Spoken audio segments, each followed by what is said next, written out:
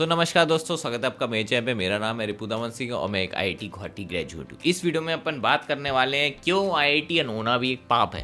सही सुना, क्यों आईआईटी करने के बाद भी आपकी ज़िंदगी एकदम ख़राब हो सकती है, ये बताएंगे। प्लस ये वीडियो उन बच्चों के लिए है जो रियलिटी जानना चाहते हैं आईआईटी लाइफ की या फिर आईआईटीएन होने की, क्योंकि कोचिंग वाले बहुत हाइप अप करते हैं और इट्स ऑब्वियस कोचिंग वाले हमेशा तारीफ करेंगे आईआईटी की। इसके पीछे रीज़न है, करोड़ों का बिजनेस है आईआईटी जेई कोचिंग का, तुम्हें ही पता है। तो वो अगर आईआईटी की तारीफ या ओवर हाइप नहीं करेंगे तो बच्चे कोचिंग में ज्वाइन नहीं होंगे एंड इट्स अ साइकिल। ये तुम्हें समझना चाहिए। सेम विद जेई मेंटर्स भी आईआईटी की तारीफ करते फिरेंगे, भले ही को दो आईआईटी कभी मतलब गए ना हो, ठीक है, तब भी वो आईआईटी की तारीफ कर देंगे, ठीक है।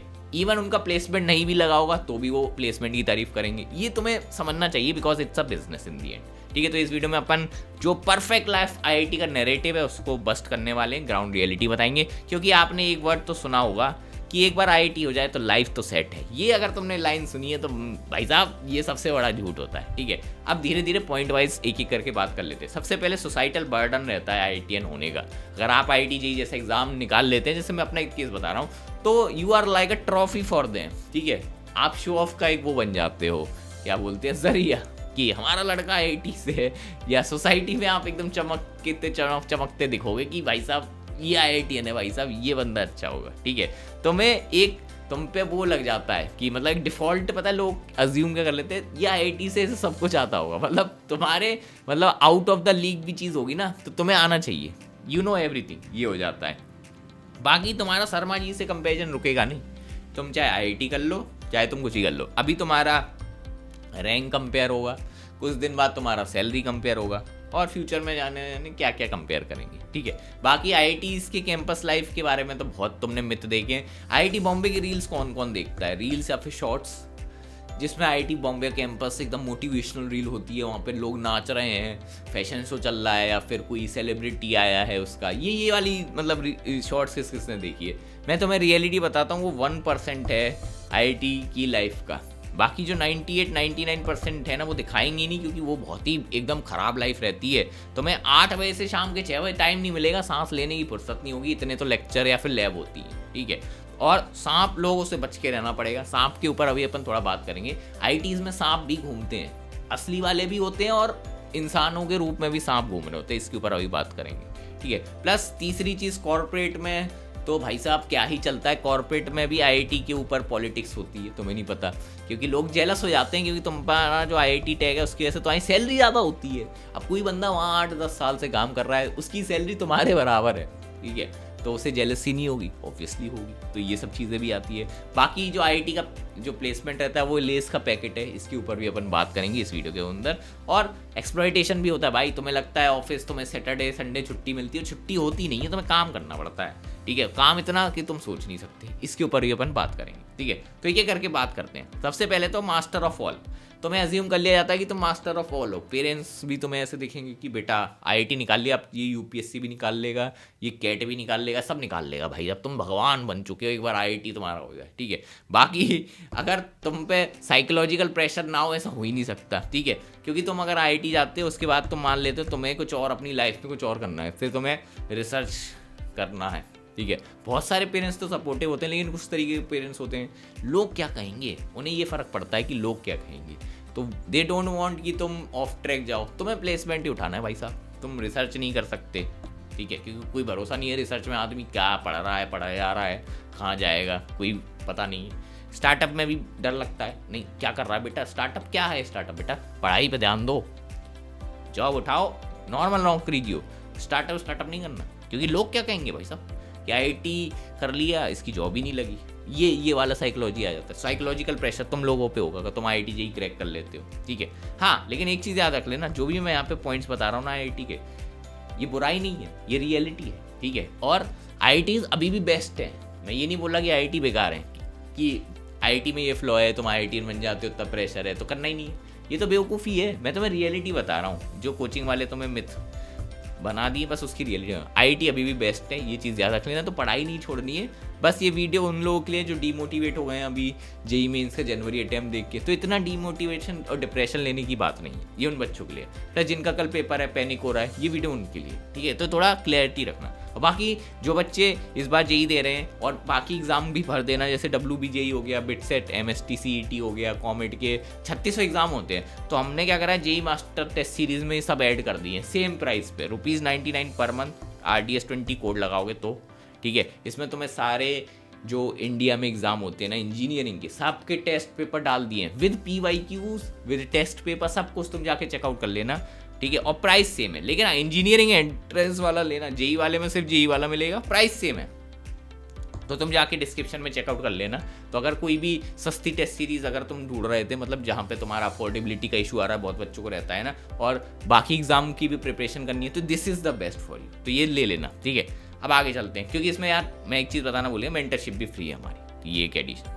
बाकी वापस अपने वीडियो पे आते हैं। एक कंपैरिजन ट्रैप में तुम लोग फंस जाते हो। जब IIT JEE तुम क्रैक करते हो ना, तो तुम्हारी रैंक कंपेयर होगी स्टार्ट में, उसके बाद टाइम चला जाता है, लोग रैंक से मूव ऑन कर जाते हैं कि रैंक में क्या रखा है वो तो हो गया, उसके बाद सैलरी पे कंपैरिजन आ जाता है, फिर फ्यूचर में सैलरी के बाद पता नहीं क्या क्या कंपेयर करेंगे कि तेरी कंपनी कौन सी है, तेरी टॉप फार्म कंपनी है, गूगल में काम करता है कि नहीं, वो कंपैरिजन हो जाएगा फ्यूचर में तुमसे, और फिर आगे जाके कंपैरिजन तुमसे शुरू हो जाएगा, भाई तेरे को सैलरी इंक्रीमेंट कितना मिल रहा है, तेरी सैलरी अब कितनी होगी, कंपैरिजन कभी खत्म नहीं होता, ये याद रख लेना, ठीक है। और शर्मा जी का सिंड्रोम बताता हूँ, ये बहुत खतरनाक चीज़ है। मान लेते तुमने IIT JEE करने के बाद तुम्हें 20 लाख का पैकेज मिल गया, क्योंकि IITians का एवरेज 20 लाख होता है। वही बात कर लेते तुम्हारे नेबर सोसाइटी में कोई एक लड़का था, उसने मेहनत करी कॉलेज में, उसका 40 लाख का सैलरी लग गया, ठीक है। तो लोग पता है तुम्हें बोलेंगे कि तूने पढ़ाई नहीं करी होगी कॉलेज में, इसलिए तेरी सैलरी बेकार लगी। तो ये शर्मा जी का सिंड्रोम आ जाए, वो कहेंगे अरे बेटा IIT में होने के बाद ही बस 20 लाख की सैलरी लगी, हाय हाय हाय हाय। तो मैं ऐसे डाउन पॉइंट कराया जाएगा तुम लोग के ऊपर, and this is the hard reality, ठीक है। अब होता है भाई, वो ये नहीं देखेंगे शर्मा जी के लड़के ने पूरे दिन घिसा, शर्मा जी के लड़के ने कौन सा कोर्स करा, ठीक है, वो ये नहीं देखेंगे, वो ये देखेंगे कि तू IIT से था भाई, तू IIT से था, तू शर्मा जी के बेटा से पीछे चला गया, और वो तो IIT में से भी नहीं था, अब बताओ, तो ये तुम्हें झेलना पड़ सकता है, ठीक है। बाकी सोसाइटी के डबल स्टैंडर्ड कभी तुम्हारे मतलब समझ ही नहीं पाओगे, सोसाइटी याद रखना। बाकी अभी ज़रा एकेडमिक इकोसिस्टम पे आते हैं IITs के अंदर। IITs से हेक्टिक मेरे हिसाब से कोई कॉलेज नहीं होगा इंडिया के अंदर, एंड दैट्स द रियलिटी। अब इसके पीछे रीज़न भी है, IITs में टॉपर जाते हैं, तुम भी जानते हो, सब जितने भी IITians हैं 90% आर टॉपर, 10% को हटा दो तो कटरेक वालों, ठीक है, 90% टॉपर हैं। अब टॉपर वहाँ चले गए, सब टॉपर हैं, तुम्हारे बैच में मान लेते हैं 100 बच्चे तुम्हारी ब्रांच में, सब टॉपर हैं, ऑलमोस्ट टॉपर हैं। अब वहाँ पे जो एग्जाम्स होते हैं ना, मान लेते हैं 100 मार्क्स का पेपर आया, ठीक है, और एवरेज स्कोर रहा बच्चों का 50 मार्क्स, तो 50 नंबर मान लेते तुम्हारे आए, तो तुम्हें 50% स्कोर नहीं मिलेगा वहाँ पे तुम्हें ग्रेड मिलती है 1 2 3 4 5, जैसे CBSE में वो नहीं होता था, CGPA सिस्टम चलता था, वैसा होता है, तुम्हें ग्रेड मिलती है रिलेटिव, और वो रिलेटिव होती है। रिलेटिव के मतलब क्या है कि जो तुम्हारे ग्रुप है, मतलब तुम्हारा बैच है, उसी में के हिसाब से होगा। जैसे मान लेते तुम्हारे 50 नंबर आए, 50 एवरेज है, तो तुम्हें ग्रेड दे दी जाएगी 7, एवरेज ग्रेड मिल जाएगी, 7 इज द एवरेज, ठीक है।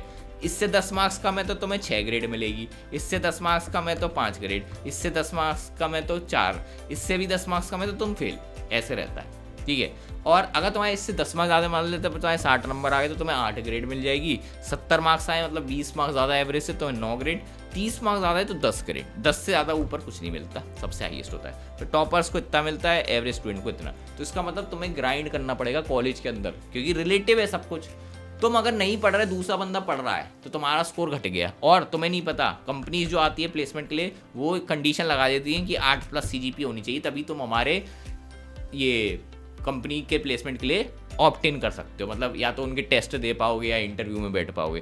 तो सब बच्चे इधर लड़ाई होती है, तो ये बहुत ट्राई हार्ड चीज़ है, तुम्हें नहीं पता, ठीक है। तो यहाँ पे रिलेटिव ग्रेडिंग सिस्टम बोलते हैं। प्लस सांप कल्चर, सांप वाला भी बताया था, बच्चे क्या होता है सांप बन जाते हैं। अब तुम्हारे ऐसे दोस्त बन जाएंगे कुछ, वो तुम्हारे साथ पूरे दिन घूमेंगे, बोलेंगे भाई साहब अब अपन ने जेई क्रैक कर लिया, 4 साल हो चुका है, अब अपन यहाँ पे मतलब कॉलेज में 4 साल लाइफ इंजॉय करने आए हैं, उनका ये फिलॉसफी रहेगा तुम्हारे लिए।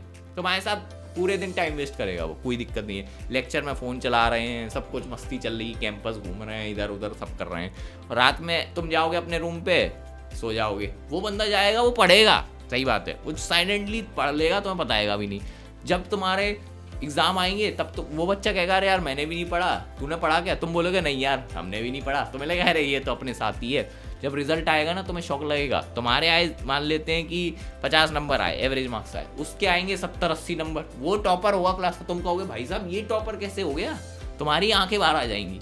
फिर तुम्हें पता चलेगा अरे ये तो सांप था, क्योंकि उसने तुम्हें बेवकूफ़ बना दी। तुम अगर 3 इडियट्स देखो तो उसमें चतुर चतुर चतुर ही तो सांप है, वही तो वो हरकतें हैं। तो ये याद रख लेना। बाकी लाइफ हेक्टिक की होती है, तो मैं बताता हूँ आईटी का शेड्यूल बताता हूँ। जैसे मेरे समय क्या होता था, 8 से 9 सुबह ट्यूटोरियल होता था।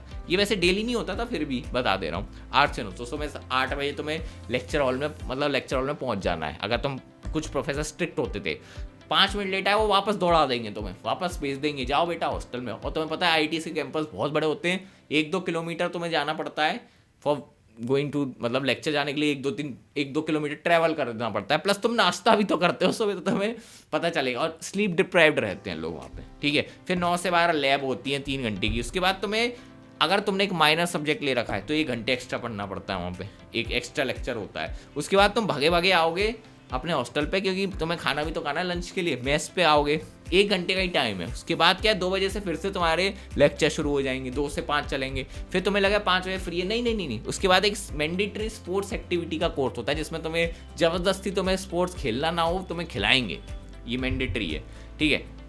तो तुम आते आते बिल्कुल चूर हो जाओगे, एकदम थक जाता है आदमी। उसके बाद तुम्हें लगता है चलो अब तो टाइम है, नहीं भाई 6 बज गए, अब तुम्हें असाइनमेंट करने हैं, ठीक है। अब तुम्हें एग्जाम की प्रिपरेशन करनी है, क्योंकि मिड से हमारे एंड से हमारी क्विजेज आएंगी। और ये तो कुछ भी नहीं, तुम्हें कोडिंग वगैरह भी तो सीखनी है, प्लेसमेंट तो उससे लगेगा। आईटी करिकुलम में कुछ नहीं होता, तो मैं पहले बता दूं, अभी आईटी करिकुलम पे ही बात करेंगे, ठीक है। तो ये है, तो इतना हेक्टिक शेड्यूल रहता है। तो तुम जो रील्स या फिर शॉर्ट्स में देखते हो ना कि ये आईटी की लाइफ, भाई वो 1% दिखा रहे हैं तुम्हें, 99% में तो लंका लगती है, ठीक है। अब आते हैं करिकुलम। अभी मैंने बोला ना आईटी में कोडिंग का सी भी गायब रहता है। अगर तुम सीएससी ब्रांच या फिर मैथमेटिक्स कंप्यूटिंग या फिर सर्किटल ब्रांच, इलेक्ट्रॉनिक्स इलेक्ट्रिकल में से नहीं हो, तुम्हारी ब्रांच में कोडिंग नहीं होने वाली, पहली बता दे रहा हूँ। और जॉब जो लगती है बच्चों की, चाहे तुम बायोटेक हो, चाहे मैकेनिकल हो, चाहे केमिकल हो, तुम्हारी लगेगी कोडिंग में, ठीक है। तो कोडिंग में लगेगी कैसे, जब तक तुम कोडिंग सीखोगे नहीं। तो कोडिंग सीखते कैसे बच्चे, खुद से सीखते, टाइम निकालना पड़ता है। तभी तो मैं बोलता हूँ